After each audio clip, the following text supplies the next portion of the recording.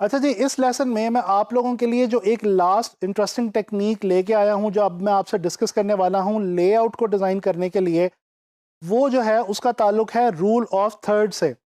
अच्छा, मैंने आप लोगों को प्रिंसिपल्स ऑफ डिज़ाइन डिस्कस करते हुए रूल ऑफ थर्ड्स के बारे में बताया था। हमने वहाँ पे ये डिस्कस किया था कि इस प्रिंसिपल में हम लोग अपने पेज को 3 इक्वल हॉरिजॉन्टल और वर्टिकल सेक्शंस में डिवाइड करते हैं, और ऐसा हम करते हैं इमेजिनरी लाइंस क्रिएट करके। और उसके बाद वो जो लाइंस जब एक दूसरे के साथ जहां पे इंटरसेक्ट कर रही होती हैं, उन इंटरसेक्टिंग पॉइंट्स पे या उन लाइंस के साथ हम अपने फोकल एरिया को या अपने फोकल सब्जेक्ट को, यानी जो हमारे डिज़ाइन की मोस्ट इंपॉर्टेंट चीज़ है, उसको हम उन लाइनों के साथ या उस इंटरसेक्शन पॉइंट्स के साथ जो है प्लेस कर देते हैं। अच्छा, इस तरह से होता क्या है? इससे होता ये है कि हमारे डिज़ाइन के अंदर एक बहुत खूबसूरत तरीके का बैलेंस जो है वो क्रिएट हो जाता है। अच्छा, वैसे तो ओवरऑल ग्राफिक डिज़ाइन में इसकी बहुत इंपॉर्टेंस है, लेकिन ख़ास तौर पे लेआउट के हवाले से ये बहुत इंपॉर्टेंट टेक्नीक है। यहाँ पे एक और बात मैं आपको वाज़ेह करता चलूँ, शुरू में आप लोगों को शायद ये चीज़ सुनने में या देखने में मुश्किल लग रही होगी कि ये हम इक्वल पार्ट्स में कैसे डिवाइड करेंगे और लाइनें कैसे लगाएंगे और ब्ला ब्ला।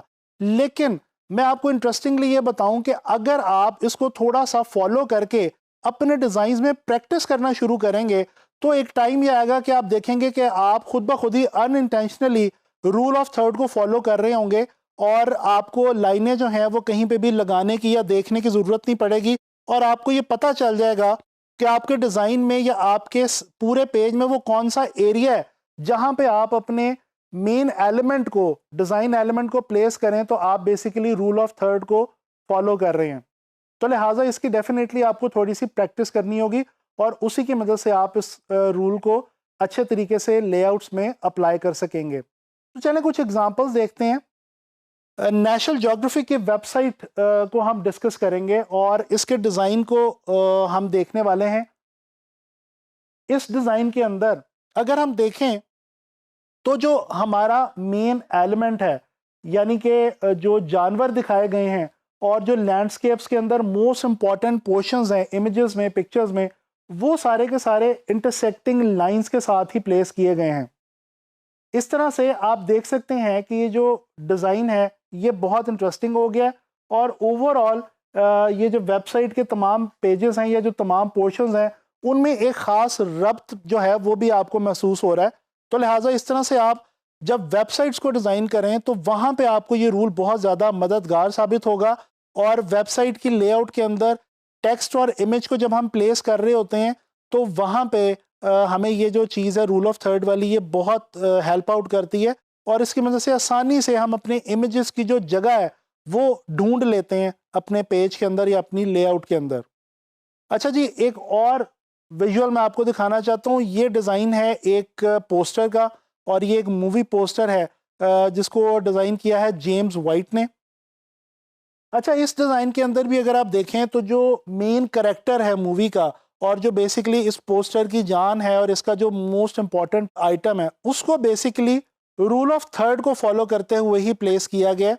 और उसकी प्लेसमेंट जो है वो, जो लाइनें हैं, जो हम लाइंस इमेजिन करते हैं रूल ऑफ थर्ड में, उनके बिल्कुल साथ और इंटरसेक्टिंग पॉइंट्स के ऊपर जो है वो रखा गया है। तो इस तरह से आप लोग देख सकते हैं कि इस इमेज के अंदर भी, इस डिज़ाइन में भी रूल ऑफ थर्ड को फॉलो करते हुए बहुत बैलेंस जो है वो एक लेआउट बन गई है। और जो हमारे डिज़ाइन एलिमेंट्स हैं इस इमेज के या इस डिज़ाइन के, वो बहुत खूबसूरती से मैनेज हुए हुए लग रहे हैं। तो लिहाजा ये रूल ऑफ थर्ड्स का जो एक रूल है, इसको आप लोगों ने लाजमी अप्लाई करना है, ख़ास तौर पे जब आप लेआउट्स बना रहे हों और वेबसाइट्स वगैरह की या पोस्टर्स वगैरह की, तो वहाँ पे आपको ये बहुत ज़्यादा हेल्प आउट करने वाला है। अच्छा जी, ये अब मैंने आपको डिफरेंट टेक्निक्स जो हैं वो डिस्कस की आप लोगों के साथ और आपको बताई लेआउट डिज़ाइन करने के हवाले से। अब आप लोगों का काम यह है कि आपने खुद इनके ऊपर रिसर्च करनी है और इनको प्रैक्टिस करना है, जिसके बगैर आप इनको अच्छे तरीके से अप्लाई नहीं कर पाएंगे। तो मैं आप लोगों को ये सजेस्ट करूंगा कि आप लोग इन रूल्स को, इन टेक्निक्स को जो है वो अंडरस्टैंड करें, और उसके बाद इनको अप्लाई करने की कोशिश करें अपने डिज़ाइंस में। तभी आप लोग इनको जो है वो अच्छे तरीके से समझ पाएंगे। इंशाल्लाह ताला नेक्स्ट लेसन में ग्राफिक डिज़ाइन के हवाले से मज़ीद हम इंटरेस्टिंग चीज़ें जो हैं वो लर्न करेंगे और कुछ चीज़ें जो हैं वो हम प्रैक्टिस भी करेंगे।